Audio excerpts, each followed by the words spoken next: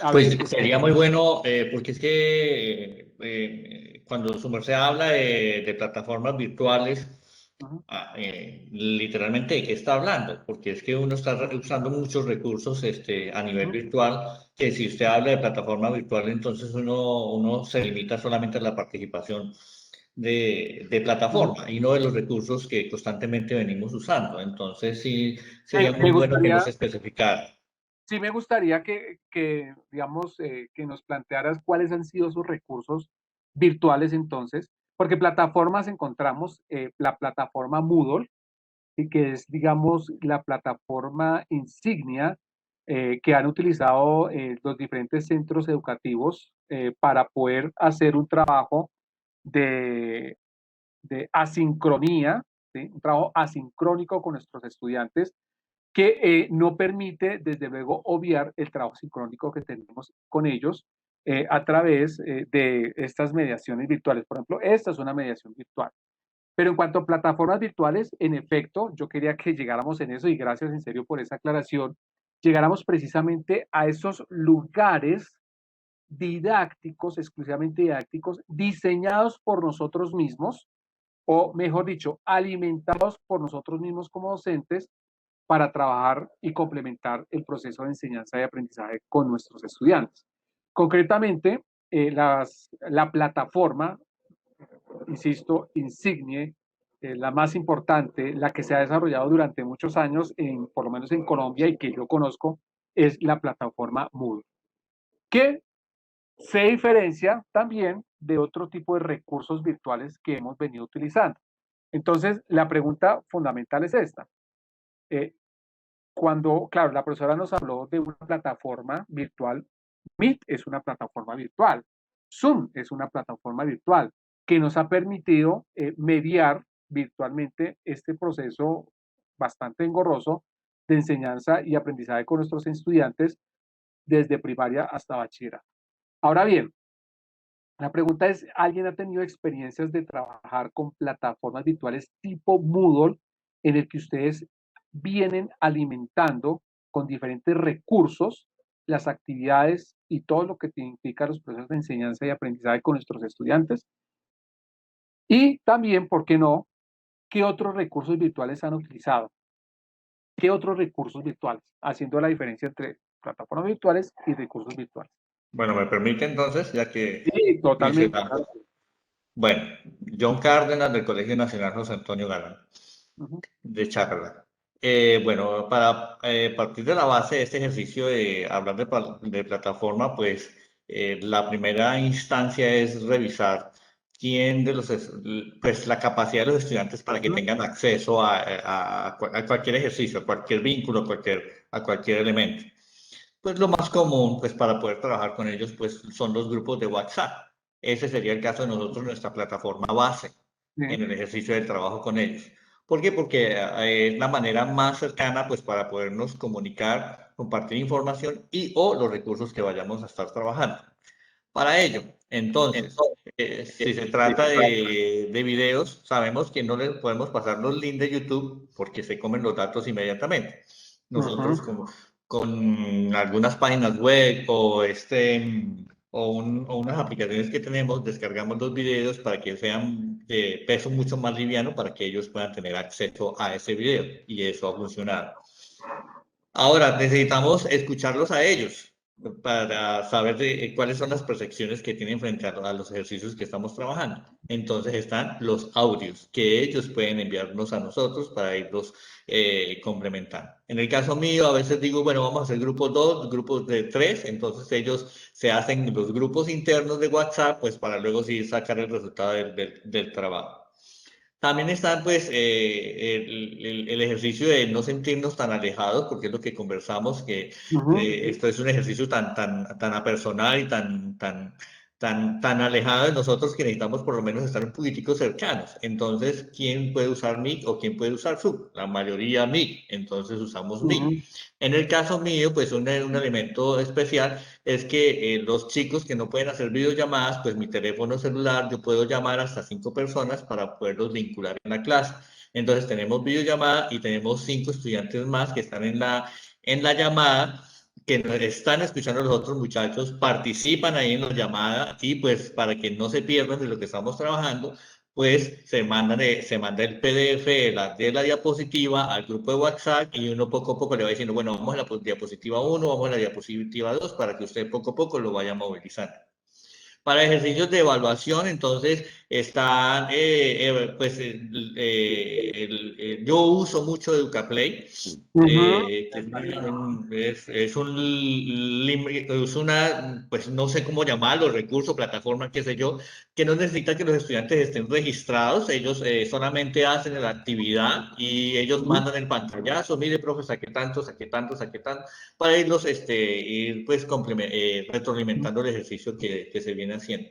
Y pues de otra manera, pues también se pudo usar también el Jamboard, que son las pizarras Ujú. digitales, que son personalizables y que son, pues, uno las puede colocar para cada estudiante y pueden ser los mismos cuadernitos de ellos que pueden usar ahí.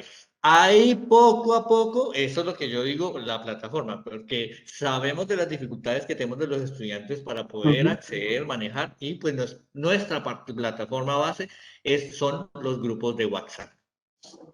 Excelente la labor, profesor John. Todo lo que, digamos, uno lo ha obligado, a mí por lo menos me ha obligado la pandemia a empezar a escudriñar ese tipo de recursos virtuales para que se genere un trabajo mucho más didáctico con los estudiantes. Pero desde luego, la otra parte, que son nuestros estudiantes, sería bueno y interesante escuchar también lo que ellos plantean frente al tema.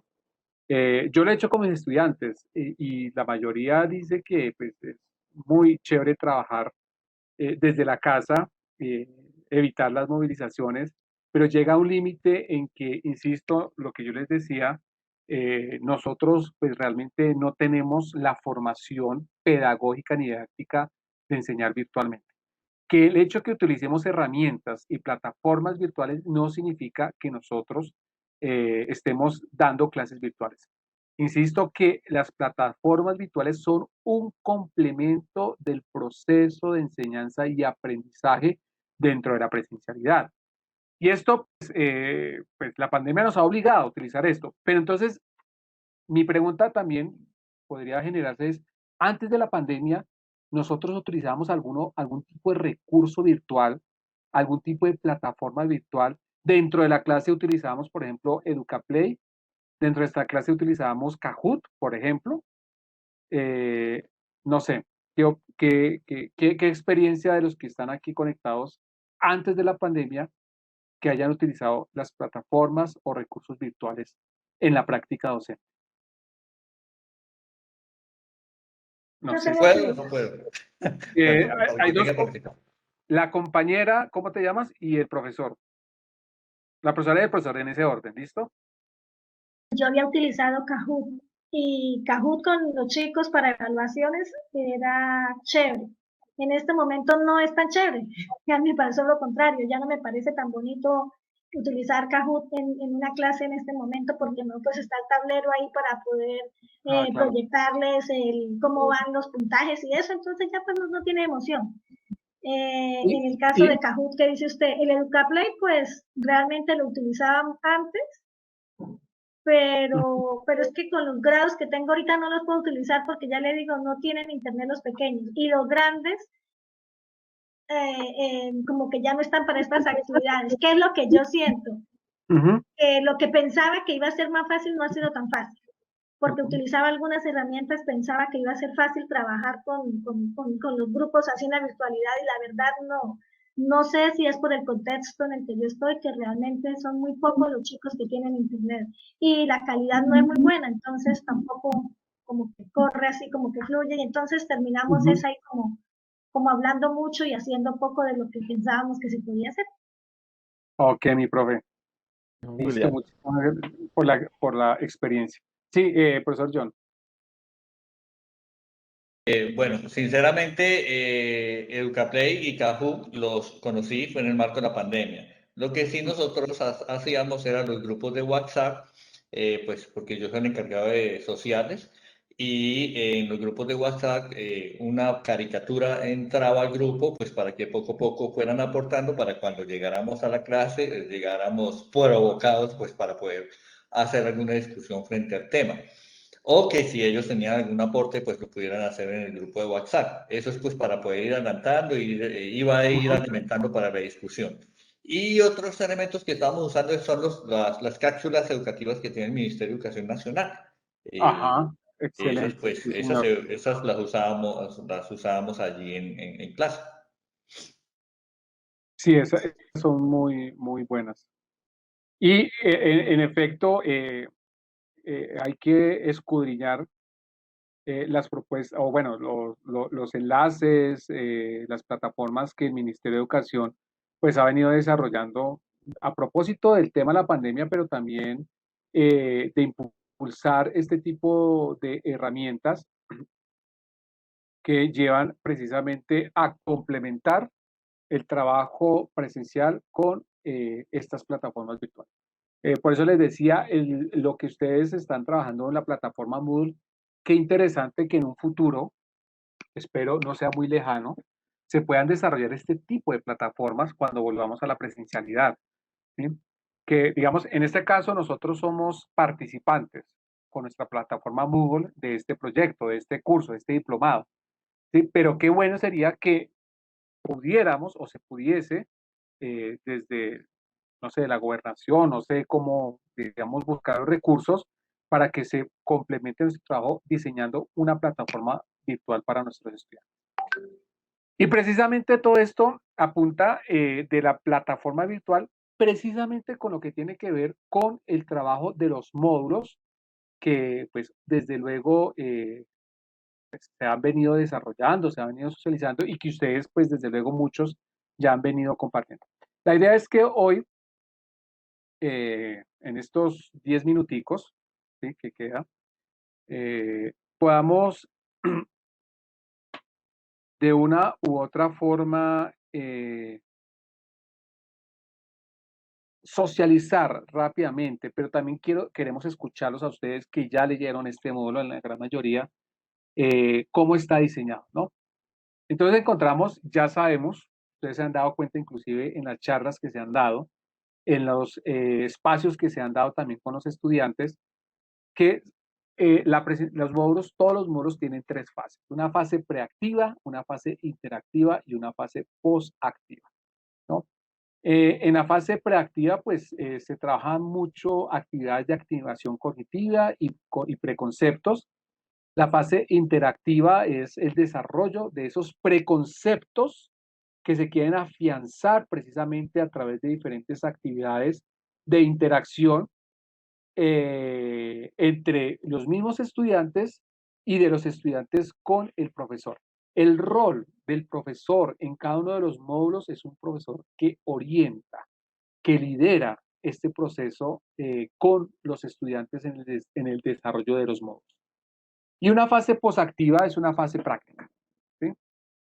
Una fase en la que lo que hay o lo que hemos aprendido a través de este módulo con la orientación de cada uno de los profesores, pues se pueda llevar a cabo o se pueda poner en práctica en una realidad o en un contexto específico. Lo que podríamos llamar, o lo que llamarían los pedagogos, el aprendizaje significativo, que esos conceptos que nosotros venimos desarrollando y trabajando, que esas competencias que se han venido fortaleciendo, finalmente tengan un escenario real donde se puedan poner en la práctica. En el caso,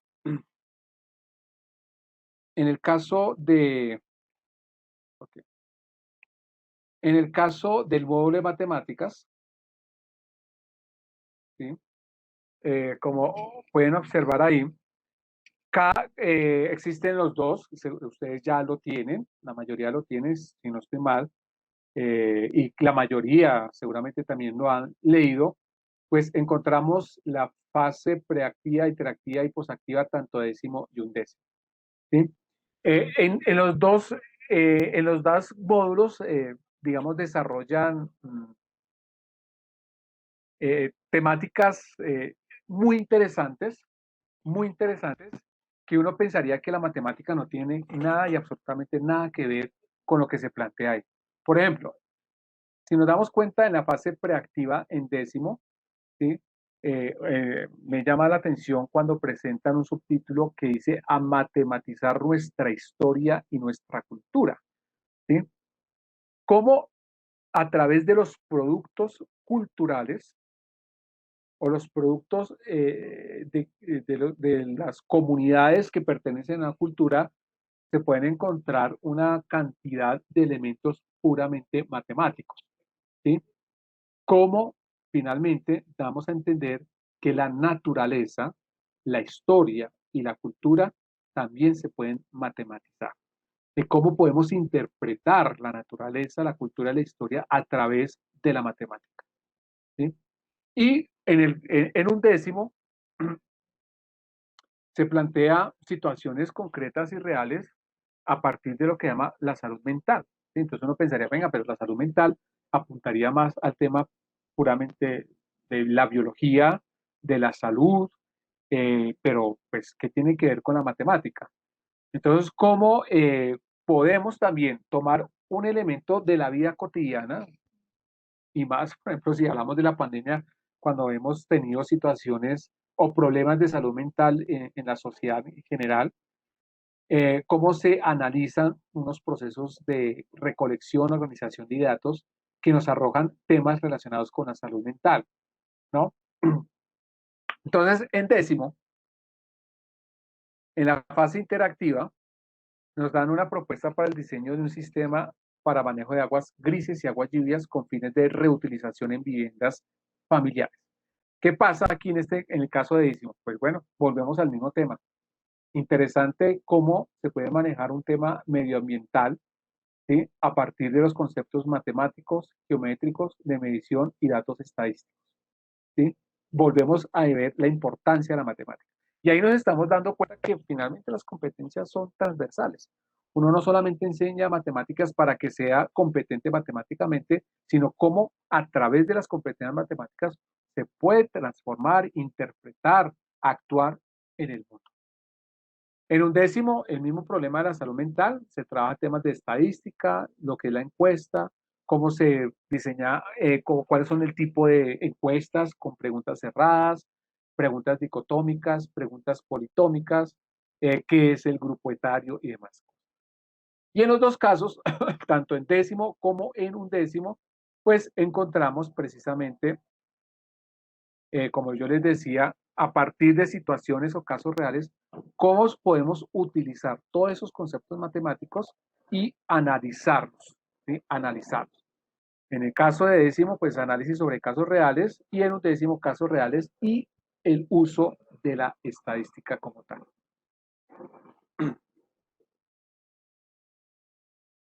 Un momentico. Entonces, ¿cuál es la idea en este momento? Como, pues, digamos, aquí yo hice, y bueno, voy a compartir un momento con ustedes. Espero a ver un momentico. A ver, ¿cómo se espera un momentico. Ajá, ok.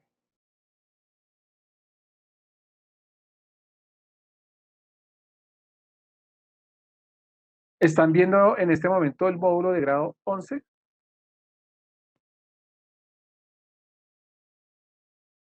Sí, señor. Listo, perfecto. Muchísimas gracias. Entonces, digamos, ya digamos el diseño. Este es el diseño tipo imprenta, ¿sí? Pero la plataforma o el app que pues, obviamente pretende socializar en su momento, va a estar desde luego en la virtualidad, ¿sí? En la nube. Entonces, aquí sencillamente lo que hago es explicarlo o explicarlo, mostrárselo porque ustedes ya lo conocen, mostrárselos como está o como sería impreso, ¿no? Entonces es el módulo de grado undécimo, grado 11. ¿Sí? Insisto, este lo van a encontrar como plataforma virtual, ¿sí? En internet o lo cual. Entonces aquí tenemos la presentación. Bueno, todo lo que tiene que ver con el Ministerio de Educación, la presentación, cómo está organizado en una presentación de todos los módulos en general,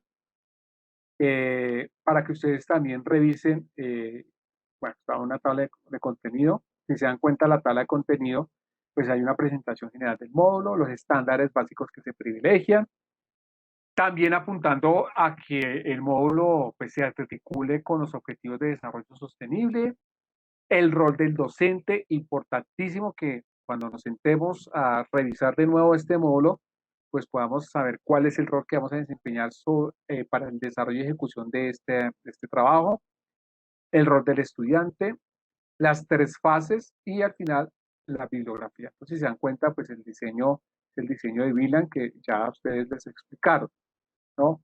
Y bonita, por ejemplo, inclusive la presentación del módulo, ¿no? Dice, un nuevo espacio para el encuentro de los mundos en que existimos, las múltiples realidades en que se desarrolla nuestra existencia, una existencia única.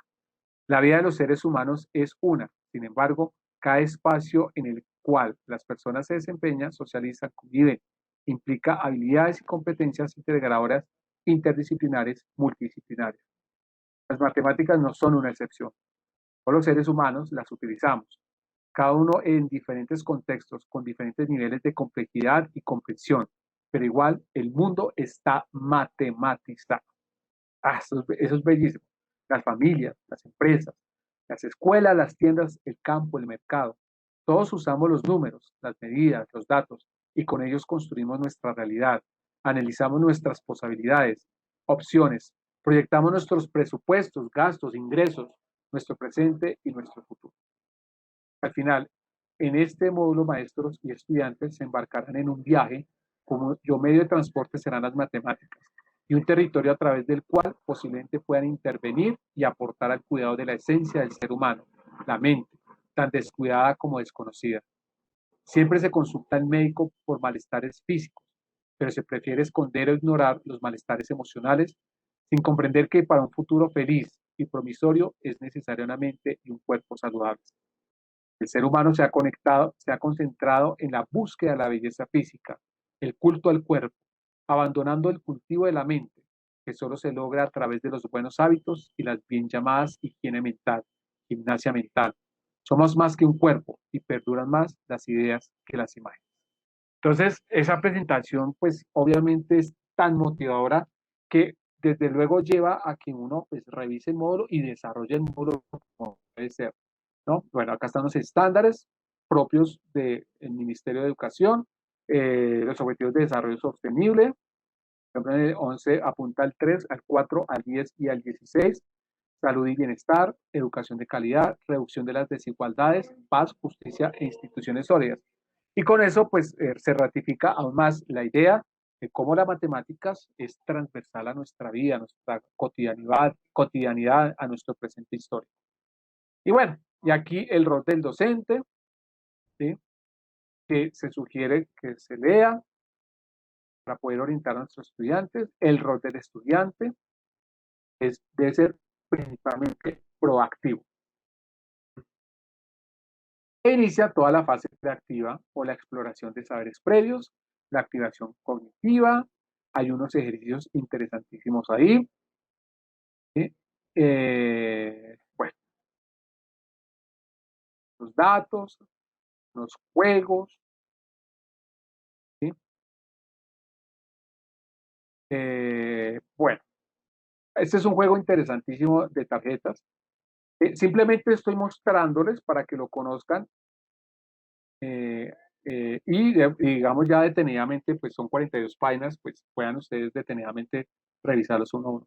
Los preconceptos que se utilizan, miren que los preconceptos no son matemáticos, son enfermedad mental, psiquiatra, psicólogo, depresión, trastorno de ansiedad, el problema de la salud mental en la matemática, ¿no? Es una cosa interesante. Y después viene temas estadísticos, ¿sí? Es un texto,